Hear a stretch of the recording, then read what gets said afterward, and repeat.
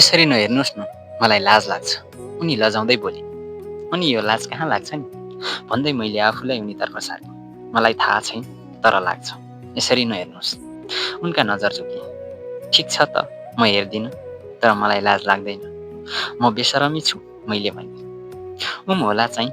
उनलाई मेरो लौस्तर व्यक्तित्वमाथि विश्वास भएन।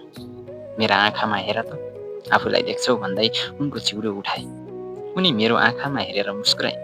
बदलामा मैले पनि मुस्कानकै हुरी चलाएँ।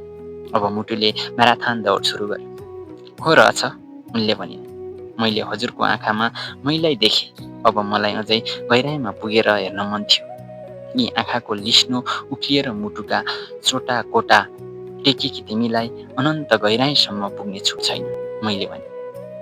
त्यसपछि हामी बीचको दूरी घटाउँदै 4 आँखालाई 2 बनायो। उनका चापका मुना जस्ता औँला मेरो अनुहारभरि सलबलाउन थाले।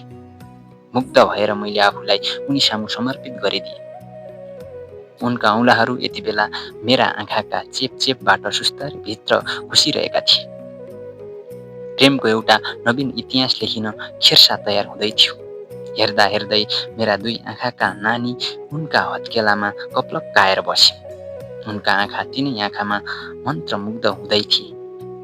मेरा आँखा बसेका कोपिल्टाबाट सिन्दुरी प्रेम हालहाल्ती बगिरहेको थियो। एकछिनपछि उनी त्यही बगिरहेको सिन्दुरी प्रेममा डुबुल्की मारिरहेकी थिइन्। थाहा पाइसक्दा म एउटा सग्लोबाट अन्धो व्यक्तिमा परिणत भइसकेको थिएँ। त्यसपछि इतिहासको एउटा पानामा सिन्दुरी मसीले लेखियो, प्रेम अन्धो हुन्छ। त्यो घटनाभन्दा अगाडि प्रेम अन्धो थिएन।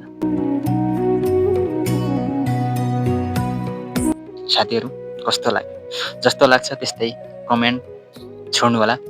आजको लागि यति नै। भोलि फेरि यस्तै नयाँ भिडियो लिएर आउनेछौँ। तबसम्मको लागि बिदा दिनु होला। धन्यवाद।